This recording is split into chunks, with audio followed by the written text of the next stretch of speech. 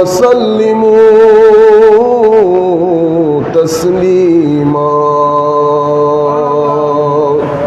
صلاة يا رسول الله عليكم سلام يا حبيب الله عليكم दिल है वो दिल जो तेरे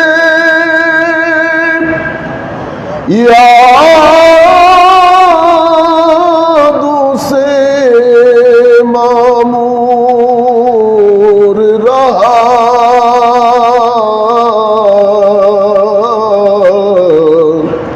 सर है वो सर जो तेरे कदमों पे कुर्बान गया सलातुन या रसूल अल्लाह अलैकुम सलामुन या हबीब अल्लाह अलैकुम जाने दिल हो शेख रद सब तो मदीने पहुँचे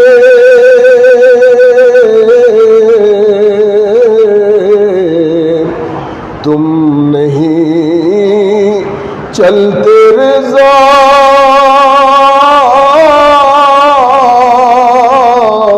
सारा तो सामान गया सलातुन रसूल अल्लाह अलैकुम सलामुन या हबीब अल्लाह अलैकुम बिस्मिल्लाहिर रहमानिर रहीम क़ाल अल्लाहु तआला फ़िल क़ुरआनिल करीम या अय्युहन्नास क़द जाअतकुम मौइज़तुम मिर रब्बिकुम व शिफ़ाउन लिमा फ़िस्सुदूर व हुदन व रहमतन लिल मुमिनीन सदक़ल्लाहु मौलाना अज़ीम व सदक़ रसूलुहुन नबियुल हबीबुल करीम व नहनु अला ज़ालिका मिनश शाहिदीन व शाकिरीन रब्बि सल्लि व सल्लिम व बारिक अलैहि আজকের আমাদের এই জুমার আয়োজনে আমরা যারা এখানে একত্রিত হয়েছি বিশেষ করে এই মসজিদ মাওলাই করিম যার মাধ্যমে নির্মাণ করিয়েছেন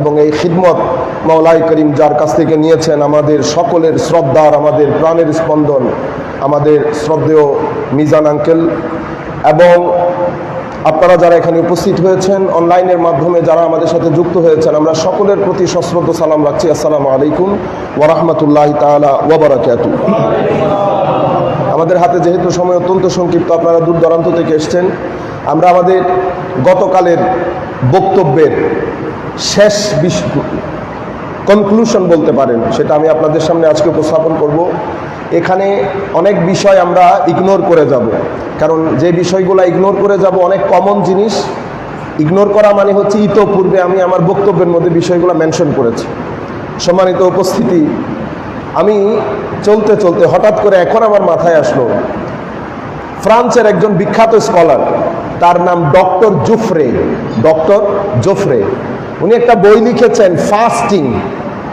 ফাস্টিং আমরা রোজাকে ইংরেজিতে ফাস্টিং বলি কিন্তু এটা উনি আমাদের মুসলমানদের রোজা সম্পর্কে লেখেন নাই উনি ফাস্টিং বলতে বোঝাতে চেয়েছেন দিনের একটা নির্দিষ্ট সময় পর্যন্ত না খেয়ে না পান করে থাকাকে এটা উনি ওনার দীর্ঘ গবেষণার ফসল ঘটনাচক্রে বইটা আমার পিডিএফ ফাইলে ছিল এটা মুছে গেছে এই বইটা আর উদ্ধার করতে পারি নাই এত দারুণ একটা বই উনি লিখেছেন উনি সেখানে ওনার গবেষণা দিয়ে পরে কনক্লুডিং রিমার্কস করেছেন মানে উপসংহারে গিয়ে উনি বলছেন যে আমি আমার দীর্ঘ গবেষণার ফসলে আমি যেটা পেয়েছি সেটি হচ্ছে এই না খেয়ে থাকার যেই প্রবণতা যেই রীতিনীতি এটা শুধু মানুষের মধ্যে না, এটা সৃষ্টির অন্যান্য জীবজন্তু গাছপালার মধ্যেও পাওয়া যায়।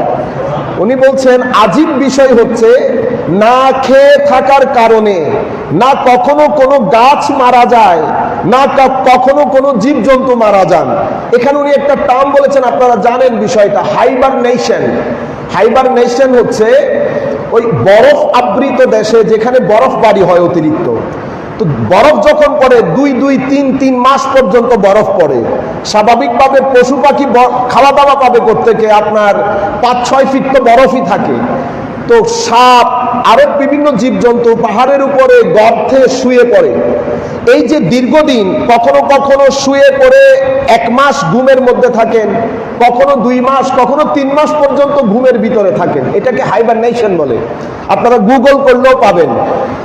তো উনি বলছেন আজীব বিষয় হচ্ছে সাপগুলা দীর্ঘদিন ঘুমায়, কিন্তু ঘুম থেকে যখন বরফ বাড়ি শেষ হয়ে যায়, আবার সূর্য উদিত হয়, আবার সবকিছু সুজলা সুফলা শস্য শ্যামলা হয়, সবাই ওই জায়গাগুলা থেকে নিচে নেমে আসে।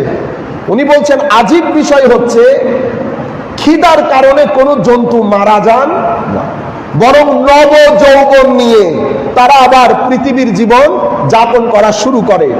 তো উনি বলছেন আমি মানুষকে বলবো, উনি যেহেতু খ্রিস্টান ধর্মের লোক ছিলেন, তো খ্রিস্টানরা আগে নাকি 3-4 মাস রোজা রাখতেন, এটা একেবারে প্রথম যুগের খ্রিস্টানরা করতেন। তো উনি বলছেন আমি সাধারণ মানুষকে বলবো বছরে 80 দিন অন্তত রোজা রাখতে, আমি যদি ভুলে না যাই এক্সাক্ট ফিগারটা।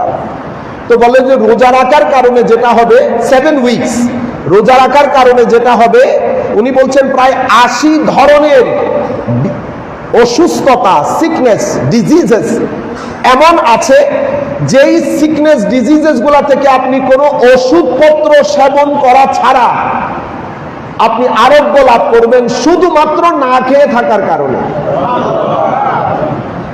আমি এই কথাটা আপনাদেরকে বললাম, আমার কিছু অত্র বিশ্ববিদ্যালয়ের ছেলেরা এখানে আছেন, আমি এই জন্য এই কথাটা দিয়ে শুরু করলাম।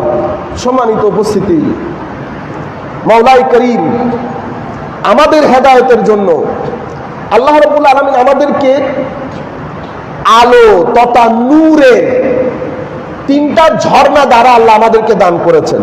3টাই নূর, একটা নূরে মুহাম্মাদি মুহাম্মদ রাসূলুল্লাহ সাল্লাল্লাহু আলাইহি ওয়াসাল্লাম, আর একটা পবিত্র কুরআন। এই ক্ষেত্রে আমার আল্লাহ বলেছেন কদ জাআকুম মিনাল্লাহি নূর, কোরআনের ব্যাপারে আল্লাহ বলেছেন ওয়ালাকাদ আনজালনা ইলাইক নূরাম মুবিনা। কোরআনে পাককে নূর বলেছেন, মুহাম্মদ রাসূলুল্লাহ সাল্লাল্লাহু আলাইহি ওয়াসাল্লামকে নূর বলেছেন।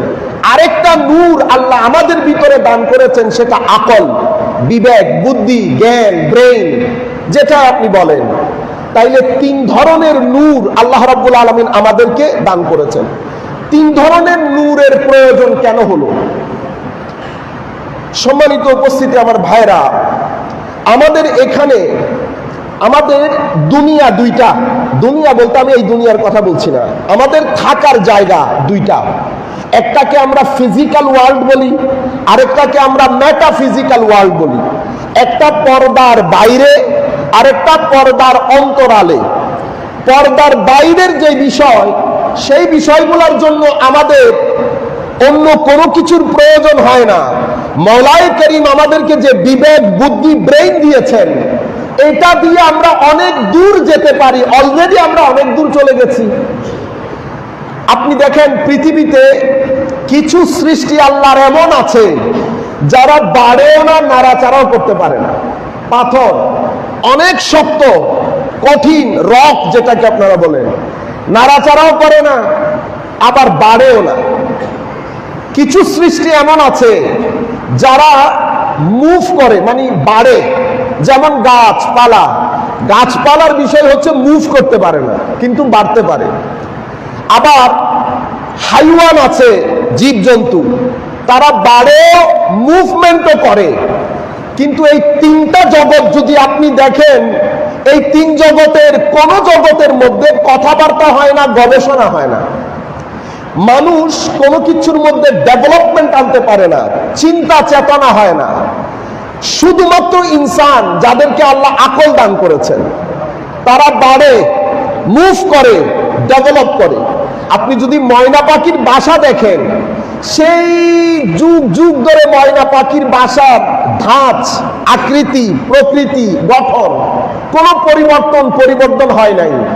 কিন্তু আপনি যদি ইনসান, মানুষের শুধুমাত্র মসজিদের আর্কিটেকচার দেখেন, forget about last 1200-1300 years, if আপনি যদি 50 ইয়ার্স দেখেন, লাস্ট 50 ইয়ার্স, আপনি যদি একটা গবেষণা করেন আর্কিটেকচারাল ডেভেলপমেন্ট লাস্ট 50 ইয়ার্স এর মধ্যে শুধুমাত্র মসজিদ, আপনি it will be amazed, it will be amazing for you যে এত আজীব পরিবর্তন এই জায়গার মধ্যে সাধিত হয়েছে। কিসের মাধ্যমে? ব্রেইনের মাধ্যমে। মাওলাই করিম এই অসাধারণ জিনিসটা আল্লাহ ইনসানকে দান করেছেন, কিন্তু ইনসান এই অসাধারণ জিনিস নিয়ে ধারে ধারে ঘুরে কিছু প্রশ্নের উত্তর ইনসান করতে পারে না।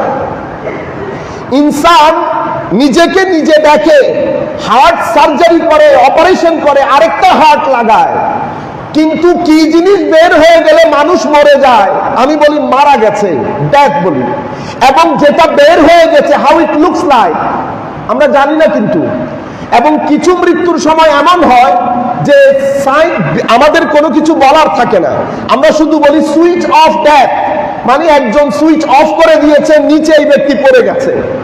এখানে অন্য কোনো ব্যাখ্যা বিশ্লেষণ নাই, আমার চিন্তা এখানে কাজ করে না। কবরের পরে আমি আমার মাকে রেখে চলে আসছি, আমার মাকে রেখে চলে আসছি আমার কবরের মধ্যে। আমার ভিতরে শত প্রশ্ন, এই পিঁপড়ার মধ্যে, বিচ্ছুর মধ্যে আমার মাকে রেখে চলে যাচ্ছি। কোথায় যাচ্ছি, কেন যাচ্ছি, আমার মা কোথায় যাচ্ছেন, কেন যাচ্ছেন, আমার সাথে যদি আমার মার দেখাই না হয় তো আমি কত বৈজ্ঞানিক বিষয় আছে, আমি আমার মাকে আমার ঘরে রেখে দেব, অন্তত বছরটা রাখতে পারবো। কিন্তু আমি আমার মাকে কিসের উপর ভিত্তি করে, কোন একটা ভিত্তিতে হবে, আমি আমার মাকে কবরস্থ করলাম। লম্বা কথা, আমার সময় যেহেতু সংক্ষিপ্ত, আপনারা বাকি প্রশ্ন আপনারা করেন। রু বের হয়ে যায়, কি বের হয়ে যায় আমি জানি না, শ্বাস বন্ধ হয়ে যায়। এভাবে আমার আসা, আমার যাওয়া, কেন আসলাম, পৃথিবীতে অনেক কাজ করি, আমি আরেকজনের বোনকে বিয়ে করি, নিজের বোনকে বিয়ে করি না। এখানে আপনি যদি যুক্তি তর্কের মধ্যে যান, তা আপনি যুক্তি তর্ক দিয়ে এগুলা স্যাটিসফাই করতে পারবেন না কাউকে। পৃথিবীতে এই ধরনের লাখো কোটি প্রশ্ন আছে, যেই প্রশ্নগুলোর উত্তর আমার ব্রেইনের মধ্যে নাই। আপনি হার্ভার্ডে যান, অক্সফোর্ডে যান, ক্যামব্রিজে যান, আপনি যেখানে যাবেন, যেই কোনো সাবজেক্টের টিচারকে যদি আপনি এই প্রশ্নগুলা নিয়ে যান, আমি কোত্থেকে এসেছি, কেন এসেছি, কোথায় যাব, যার কাছ থেকে এসেছি তার সাথে আমার সম্পর্ক কি, আমি কেনই বা আসলাম, ভালো কি মন্দ কি, ভালো মন্দের ডেফিনেশন কে দিবেন, এই ধরনের অনেক প্রশ্ন। সময়ের সংক্ষিপ্ত হেতু আমি সেদিকে যাচ্ছি না, আমি শুধুমাত্র একটা বাড়ি দিয়ে যাচ্ছি আপনাদেরকে চিন্তার জগতের মধ্যে। আমার মূল পয়েন্ট হচ্ছে, কিছু বিষয় মেটাফিজিক্যাল, কিছু বিষয় ফিজিক্যাল, পর্দার বাইরে, পর্দার ভিতরে। তো পর্দার বাইরের যে বিষয়গুলা, সেটা বুঝার জন্য, গবেষণার জন্য মাওলাই করিম আমাদেরকে এখানে একটা ঘিলু দিয়েছেন, ব্রেইন দিয়েছেন। আজীব বিষয় হচ্ছে, এই ব্রেইনটা আল্লাহ আবার সবাইকে সমান দেন নাই। ধরেন আপনি এই ব্রেইন দিয়ে কেমিস্ট্রি পড়ছেন চট্টগ্রাম বিশ্ববিদ্যালয়ে, আপনি যদি বলেন আমি প্রাউড ফিল করি, ভাই আমি প্রাউড ফিল করার কিছুই নাই। আপনি এটা কোনো দোকান থেকে খরিদ করেন নাই, কোন দোকান থেকে খরিদ করেন নাই, কেউ একজন নিজামে দুনিয়া পরিচালনার জন্য আপনাকে দান করেছে। আমার এক স্টুডেন্ট ইংল্যান্ডের মধ্যে আমাকে জিজ্ঞেস করছেন যে স্যার, আমি যদি গড হতাম তো আমি কখনো গরিব বানাতাম না, আমি যদি গড হতাম গরিব বানাতাম না। আমি বলছি বাবা জান ছোড়া মৌলা নে তুঝে গড নেই বানায়া। হ্যাঁ, আমি বলছি আল্লাহর দরবারে শুকরিয়া, আল্লাহ তোমার গড বানাই নাই। তো তখন ঠিক এক্সাক্ট ওই সময় আমাদের তার ঘরে গার্বেজ, আবর্জনা কালেক্ট করার জন্য ওই গাড়িও এসেছে, মানুষও এসেছে। তো আমি তাকে বললাম তুমি চিন্তা করে দেখো তো, তুমি যদি গড হতা তো আমাদের ঘর বাড়ি পরিষ্কার করার জন্য কোনো গার্বেজ কালেক্টর আসতো না। তুমি চিন্তা করতে পারতা ঘরের অবস্থা কি হতো। মাওলাই করিমের শুকরিয়া, আল্লাহ তোমাকে গড বানান নাই। তখন তাকে বললাম, তখন সে বুঝে গেছে কি বলতে চেয়েছি। নিজামে দুনিয়া পরিচালনার জন্য আমাদের ডাক্তার দরকার, ডাক্তার চিকিৎসা করার জন্য একটা হাসপাতাল দরকার, হাসপাতাল ডাক্তার বানাবেন না সেই জন্য মিস্ত্রি দরকার, কার্পেন্টার দরকার, উইন্ডোর জন্য কার্পেন্টার দরকার, এখানে ফ্লোরিং করার জন্য লোক দরকার, পরিষ্কারের জন্য সুইপার দরকার। শত ধরনের ট্যালেন্ট, মাইন্ডসেট দরকার। যত ধরনের মাইন্ডসেট দরকার সব আল্লাহ বানিয়েছেন, সব আল্লাহ বানিয়েছেন। সুতরাং আমি যেটা নিয়ে আছি এটা আমার ডিভাইন অ্যাসাইনমেন্ট। এই অ্যাসাইনমেন্ট দিয়ে আল্লাহ আমাকে পাঠিয়েছেন, এটা আমার পরীক্ষা। আমি এটাকে কতটুকুন কাজে লাগিয়েছি। যদি অহংকার করি তো ঠকে গেছি। কেন? কারণ এটা আমার মতো শত মাদ্রাসার স্টুডেন্ট আছে না, আমি কি তাদের চেয়ে কোনো অংশ দিয়ে সেরা? সেরা না। আমাকে একটা ডিভাইন অ্যাসাইনমেন্ট দেওয়া হয়েছে, সেই অ্যাসাইনমেন্ট ওইটাই আমার পরীক্ষা। আর যাকে আল্লাহ রাব্বুল আলামিন করেন নাই তাকে অন্য একটা অ্যাসাইনমেন্ট দিয়েছে। আপনারা বুঝতে পেরেছেন? তো আমি আপনাদেরকে বলতে চাচ্ছিলাম যে এখানে গবেষণার জন্য মওলা ব্রেইন দিয়েছেন, কিন্তু হাজার প্রশ্ন এমন আছে যেই প্রশ্নগুলোর জন্য আমার ব্রেইন সাফিসিয়েন্ট না। এখানে আমার আরো একটা জিনিস দরকার, জ্ঞানের একটা সোর্স দরকার। তো আমরা যে জ্ঞান অর্জন করি, জ্ঞানের কিছু সোর্স আছে। যেমন আমরা এগুলাকে আমরা বলি five faculty of senses, sense of perception, এগুলা দিয়ে আমরা জ্ঞান অর্জন করি। কিন্তু আমি জ্ঞান অর্জন করার পরে আরো বেশ কিছু জ্ঞান রয়ে গেছে। ঈমান কি, কালব কি, রূহ কি, ভিতর থেকে আমি কান্না করি কেন? আমি বলছি যে তুমি থাপ্পড় মেরেছো, এত ব্যথা পাই নাই, তোমার কথা দিয়ে যে ব্যথা পেয়েছি। ও ভাই, কথা দিয়ে কি ব্যথা পাই? এই ব্যথা কোথায় পেয়েছেন? আমি মেডিকেল সায়েন্স, আমার মার হার্ট সার্জারি করেছি, এত কিছু টেনে টুনে বের করেছি, ব্যথা কোথায় পেয়েছেন? সেটা তো পাই নাই। এই সব কিছুর জন্য আল্লাহ রাব্বুল আলামিন আমাদের আরো একটা সোর্স দান করেছেন। সেই সোর্সের নাম কুরআন কারীম। এবং এই জ্ঞানের সোর্স যিনি নিয়ে এসেছেন ওনার নাম মুহাম্মদুর রাসূলুল্লাহ সাল্লাল্লাহু আলাইহি ওয়াসাল্লাম। তাহলে এটা আমাদের জ্ঞান অর্জনের সোর্স। এই জ্ঞান দুই জায়গা থেকে, এই নূর আমরা দুই জায়গা থেকে গ্রহণ করি, মুহাম্মদুর রাসূলুল্লাহ সাল্লাল্লাহু আলাইহি ওয়াসাল্লাম এবং পবিত্র কুরআন। এখন যে মাসের মধ্যে আমরা আছি সেটা মাহে রমাদান। আবার এই মাসটা মাহে কুরআনও বটে, মাহে কুরআনও বটে। মনে রাখবেন, আমাদের ছেলেদেরকে তারবিয়ত দেওয়ার জন্য, আমাদের ছেলেদেরকে তারবিয়ত দেওয়ার জন্য বড় গুরুত্বপূর্ণ মাস এটা। আমাদের অনেক ভাই বুঝেন না, তরবিয়ত দিতে গিয়ে ভুল করে ফেলেন। আপনি যদি তরবিয়ত কেমনে দিতে হয় সেটা আমার চাচার কাছ থেকে শিখে নিতে হবে। আমার জীবনে আমি এরকম সাইলেন্ট তরবিয়ত দাতা আমার জীবনে আমি খুব কম দেখেছি। আমি সেই বিষয়টা আপনাদেরকে বলি, তরবিয়ত কেমনে দিতে হয়।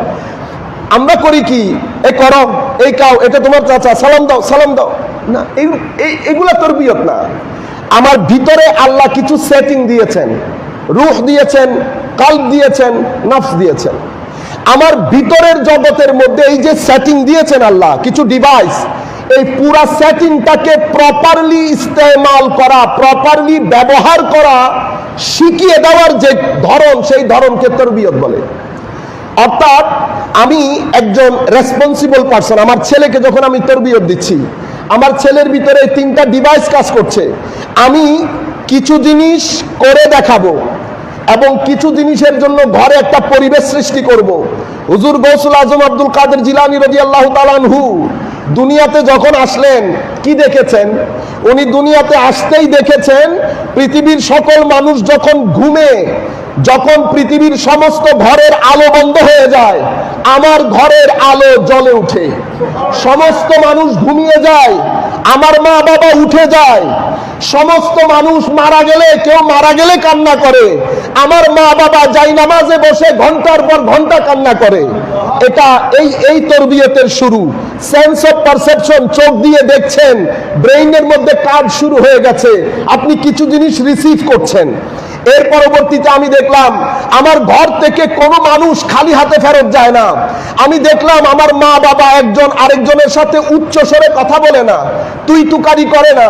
আমার ঘরে যারা কাজ করে তাদেরকে অসম্ভব সম্মান করা হয়, মানুষকে সহযোগিতা করা হয়। আমার ঘরের মধ্যে কারো গীবত হয় না, পরনিন্দা পরচর্চা হয় না। এখানে তিলাওয়াতে কোরআন হয়, এখানে জিক্রে ইলাহি হয়, এখানে মানুষের মানবতার কল্যাণের কথা হয়।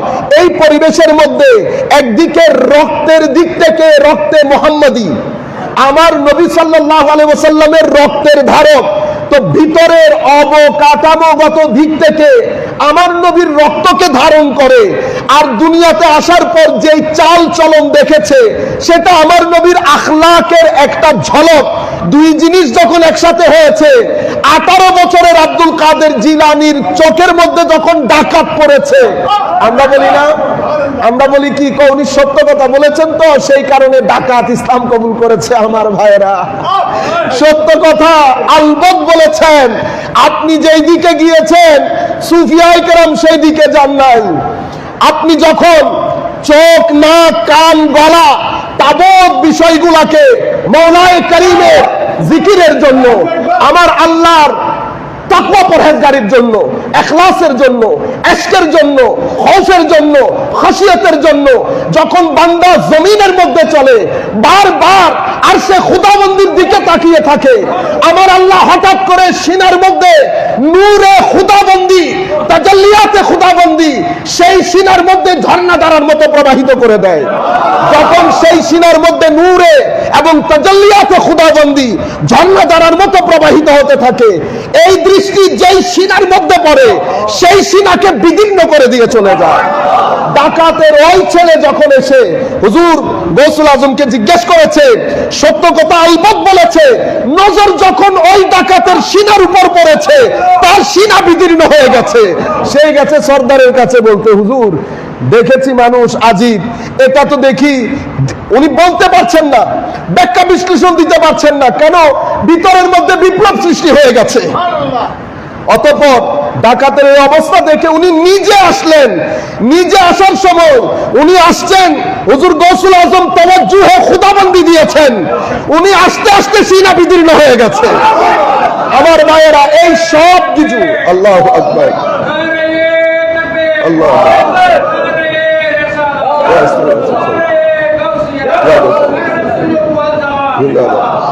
এই তাবৎ জিনিসগুলো আমার ভাইয়েরা হয়। এই জন্য হাদিসে পাকের মধ্যে আমার নবী বলেছেন, মুমিনের ফেরাসত থেকে বেঁচে থাকতে, ইত্তাকু মিন ফেরাসাতিল মুমিন ফাইন্নাহু ইয়ানজুরু বিনূরিল্লাহি আযজা ওয়া জাল, এরা নূরে খুদাবন্দি দিয়ে দৃষ্টিপাত করে। আমার ভাইয়েরা, তো এই তাবৎ তরবিয়ত আপনি যখন এমন অবস্থায় ছেলেদেরকে নিয়ে যাবেন, আমার ভিতরের সেটিংটাকে আমি ইস্তেমাল কিভাবে করব।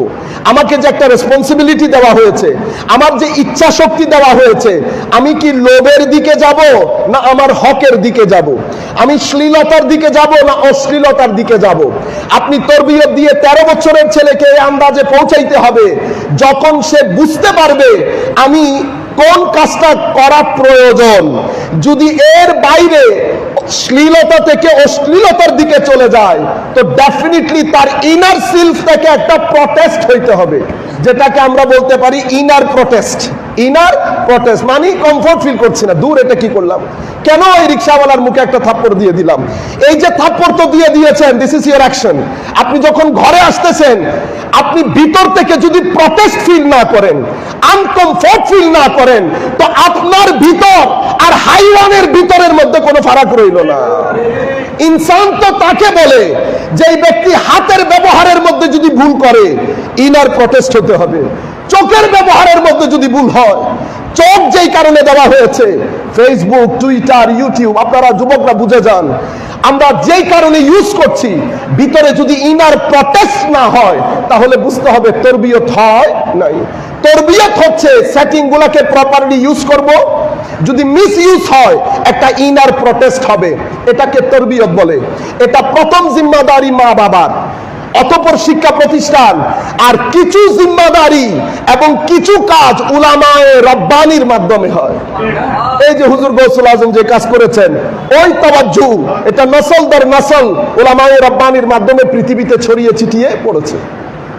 মওলায়ে করিম অনেক আম্বিয়ায়ে কেরাম আল্লাহ পাঠিয়েছেন, মুজিজা দান করেছেন। মুজিজা, যত নবীকে মুজিজা দিয়েছেন, এই মুজিজাগুলোকে আমরা হিসসি বলি। হিসসি মুজিজা বলতে এটা এমন একটা ঘটনা, আপনারা জানেন, যেই ঘটনা কেউ করে দেখাতে পারে না, যেটা প্রাকৃতিক নিয়ম বহির্ভূত, যেটাকে আমরা বলি ন্যাচারাল ল ফলো করে না।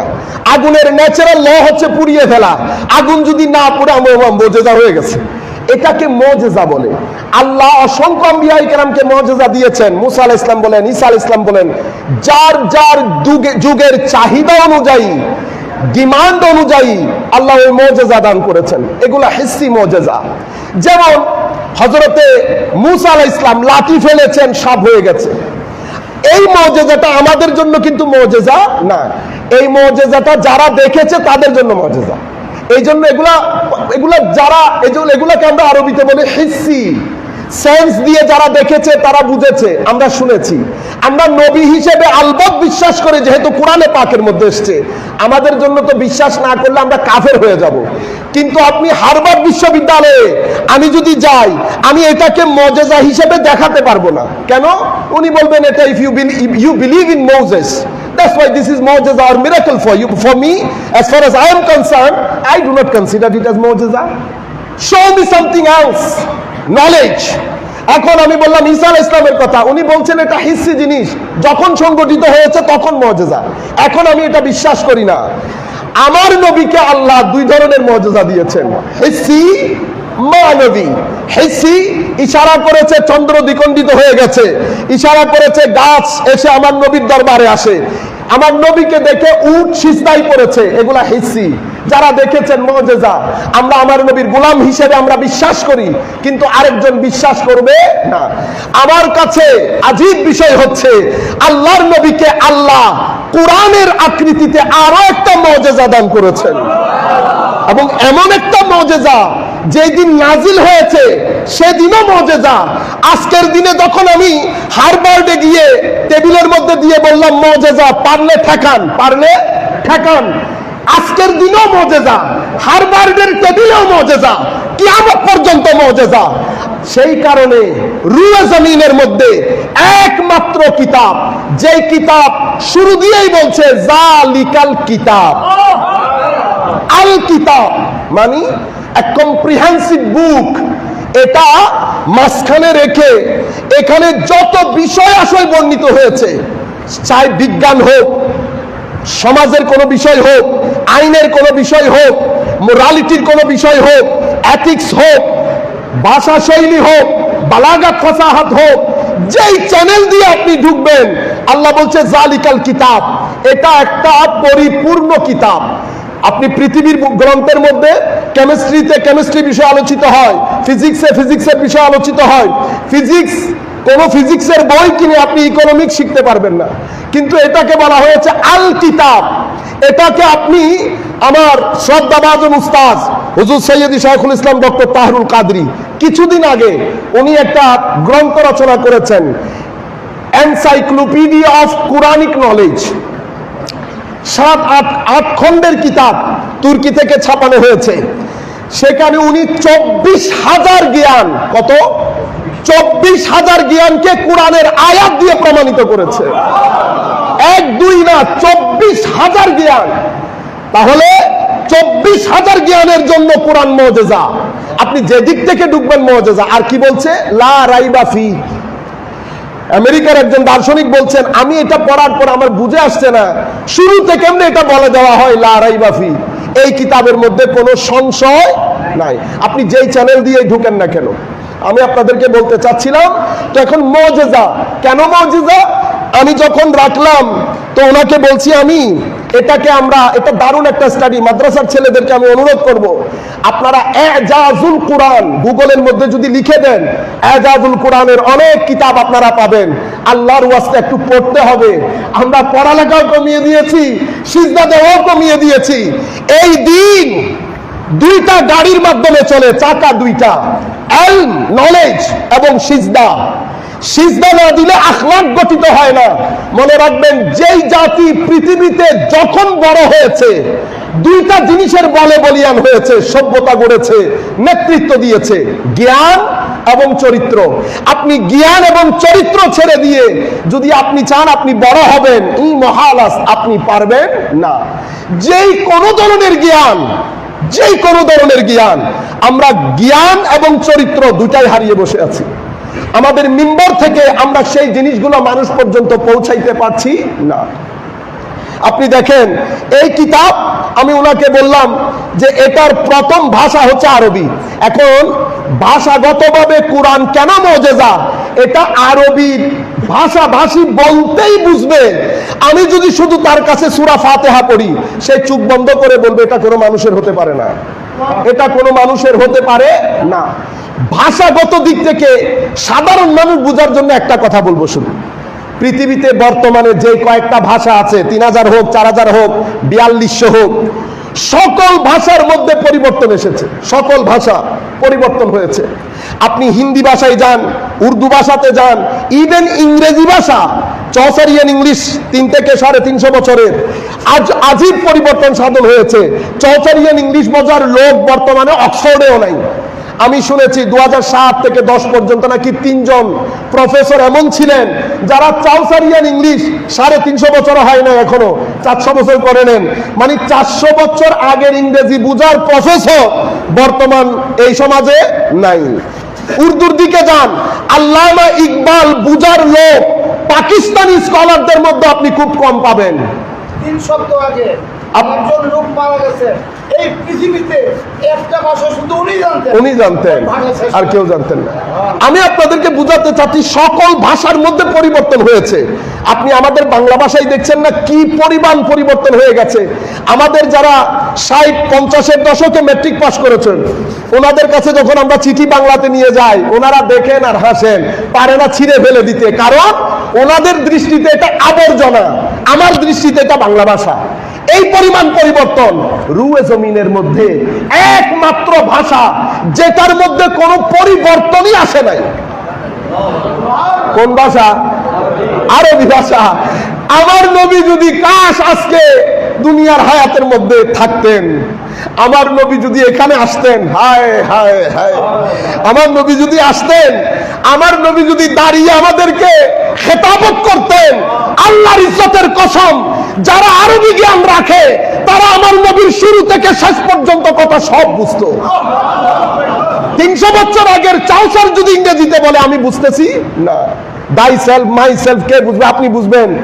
ইউসুফ সাহেব একটা কোরআনের ট্রান্সলেশন করেছেন দাই সেলফ মাই সেলফ দিয়ে, আমাদের ঠেলাঠেলি লেগে যায়। আপনারা সাধারণ মানুষ যারা, তাদের বোঝার কোনো উপায় নাই। কিন্তু আরবির মধ্যে এই পরিবর্তন আসে নাই, কারণ এটা আল্লাহর কিতাব। আখেরি কথা বলে, যেহেতু আমাদের সময় শেষ, সম্মানিত উপস্থিতি, এজাজুল কোরআন, কোরআনে পাক, তো আমি হারবাগকে গিয়ে বলছি এটা আমার কোরআন। আমার কোরআন বলছে ওয়া ইন কুনতুম ফি রাইবিন মিনাল বাস ফা ইন্না খালাকনাকুম মিন তুরাব। আমার কোরআন বলছে তুমি যদি পরকাল বিষয়ে সংশয় রাখো, তো পরকাল তো তুমি গবেষণা করতে পারবে না, কারণ এটা তোমার গবেষণার বাইরে। যেটা তুমি গবেষণা করতে পারবে সেটা তোমাকে বলছি। আমার আল্লাহ বলছেন, মনে রাখবা বান্দা, আমি তোমাকে কিন্তু মাটি দিয়ে সৃষ্টি করেছি। তোমার কেমিক্যাল কনস্টিটিউশন শুরুটা আমি মাটি দিয়ে করেছি, অতঃপর তোমার বায়োলজিক্যাল কনস্টিটিউশন আমি একটা সিঙ্গেল ড্রপ অফ ওয়াটার থেকে করেছি। কোরআন স্টেজ বাই স্টেজ যে আন্দাজে বলেছেন, ডক্টর কিট মুর বলছে 80-র দশকে গিয়ে, আমি অবাক হয়ে গেলাম, কোরআন মাতৃগর্ভের সন্তানের ব্যাপারে এত অ্যাকিউরেট বর্ণনা কিভাবে দিল। আমার বুঝতে বাকি রইল না, এটা মুহাম্মদ সাল্লাল্লাহু আলাইহি ওয়াসাল্লামের লিখিত কিতাব হতে পারে না। তো আমি ওনাকে বলছি, দেখেন আপনি বর্তমানে জানতে পেরেছেন, আপনি সিম্পল আমাকে একটা উত্তর করেন, কোরআন এই কথা 1400 বছর আগে কেমনে বললো? আপনি এটাকে ভুল প্রমাণ করেন, আপনি এটাকে এই চ্যালেঞ্জ গ্রহণ করেন। সেই কারণে কোরআন বলছে আমার ব্যাপারে সন্দিহান হলে আমাকে চ্যালেঞ্জ করো, আমাকে তুমি পরীক্ষা করো, দুনিয়ার সবাইকে একত্রিত করো, সকল গবেষক একত্রিত করো, তুমি আমাকে আমার এক আয়াতকে তুমি ভুল প্রমাণিত করে দেখাও। আর কি এমন একটা কোরআনের হামেল হয়ে আমরা লেখাপড়া ছেড়ে দিয়েছি। আর আজীব বিষয় হচ্ছে, আমাদের চরিত্র কেন যেন দিন বদিন একেবারে নিচের থেকে নিচে চলে আসছে, ভদ্রতা খতম হয়ে গেছে, 2 মিনিটের এগে যায়।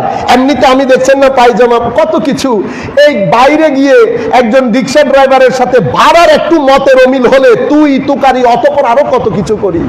আপনারা জানেন, আখেরি কথা, আমার নবী বলেছেন মুমিনদের মধ্যে সবচেয়ে পরিপূর্ণ ঈমানের অধিকারী যার চরিত্র সুন্দর। আমার নবী বলেছেন আমি ওই ব্যক্তিকে অনেক মহব্বত করি, সবচেয়ে মহব্বতের, আমার সবচেয়ে নিকটের কে ইয়া রাসূলুল্লাহ? তোমাদের মধ্যে যার চরিত্র সুন্দর। আমরা আমার নবীকে মহব্বত করি না? আমি মহব্বত করলে হবে না, আমার নবীও তো আমাকে মহব্বত করতে হবে। আমার নবী মহব্বত করছেন আমার চরিত্রের উপর। আমার ভাইয়েরা, চরিত্র কি? চরিত্র কয়েকটা জিনিসের মিক্সচারের নাম, ফালুদার নাম। বিনয়, নম্রতা, ভদ্রতা, সহনশীলতা, উদারতা, ধৈর্য, সহযোগিতা, সহমর্মিতা। আপনি এক গ্লাসের মধ্যে রেখে ঈমান এবং তাকওয়ার জল দিয়ে যখন মিক্স করবেন, এটাকে কি বলে? আখলাক বলে। ঈমানের পানি দিবেন এবং তাকওয়ার দুধ ডালবেন, আর এই বিষয়গুলো ঢেলে এটার মাধ্যমে আপনি একটা ফালুদা বানাবেন, এটাকে আখলাক বলে। আমার নবী সাল্লাল্লাহু আলাইহি ওয়াসাল্লাম বলছেন, মিজানের পাল্লায় সবচেয়ে ভারী হবে কিয়ামতের ময়দানে চরিত্র। কি জিনিস? চরিত্র। এবং চরিত্রবান মানুষের উপর আল্লাহ জাহান্নামকে হারাম করে দিয়েছেন। এক ব্যক্তি সারাদিন রোজা রাখে, সারা রাত ইবাদত করে, সেই ব্যক্তি যেই মকামের মধ্যে পৌঁছাবে, একজন চরিত্রবান তার চরিত্র দিয়ে ওই মকামে চলে যাবে। আমার ভাইয়েরা, এই জিনিসগুলোও ছেড়ে দিয়েছি, চরিত্র ছেড়ে দিয়েছি, জ্ঞানও ছেড়ে দিয়েছি। আসেন আমরা জ্ঞানের পথে আসি, চরিত্রের পথে আসি। আজকেও আমরা আমাদের ওই বক্তব্যটা কোরআনে পাকের বিষয়ে শেষ করতে পারলাম। ইনশাআল্লাহ পরবর্তী কোনো মজলিসে, আপনারা যারা দূর দূরান্ত থেকে দেখছেন, আমরা পরবর্তী কোনো মজলিসে এই বিষয়ে আলাপ করবো। যেহেতু জুমা, আমাদের সময়ও শেষ। আপনাদের প্রতি উদাত্ত আহ্বান রইল, মাহে রমজান আসছে, মাহে রমজান আবার চলে যাবে। মাওলাই করিম একটা নির্দিষ্ট মকসদের উপর আমাদেরকে এই রমজান দান করেছেন। আমরা যেন একটু জেগে উঠি, একটু জাগ্রত হই, ভিতর থেকে এশকে রসুল, এশকে আলে বাইত রসুল, এশকে সাহাবায়ে কেরাম এবং এশকে আউলিয়া সালেহিন, এগুলার পানি দিয়ে আমাদের ভিতর জগৎকে পরিবর্তন করি, তাহাজ্জুদমুখী হই, কোরআনমুখী হই, জিকিরমুখী হই। মাওলাই করিম আমাদেরকে নাজাত দান করুন, আমাদের চারিত্রিক সৌন্দর্য বৃদ্ধি করুন, আমাদেরকে তাকওয়ার পানি দান করুন। ওয়া মা আলাইনাল বালাগুল মুবিন। আসসালামু আলাইকুম ওয়া রাহমাতুল্লাহ।